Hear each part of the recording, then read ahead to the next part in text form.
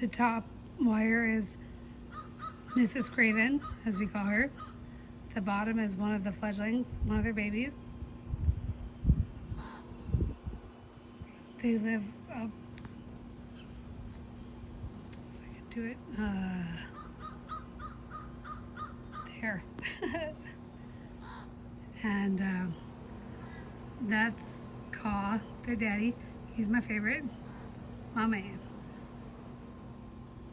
So the fledgling, their baby, flew away. They have 2 or 3. I don't know if one lived. It's hard to tell.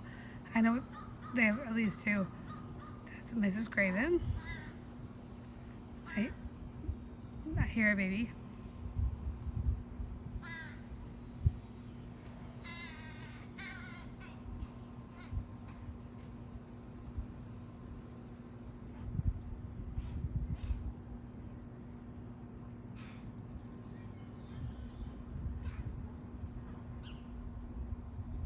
She's been teaching them how to fly on those.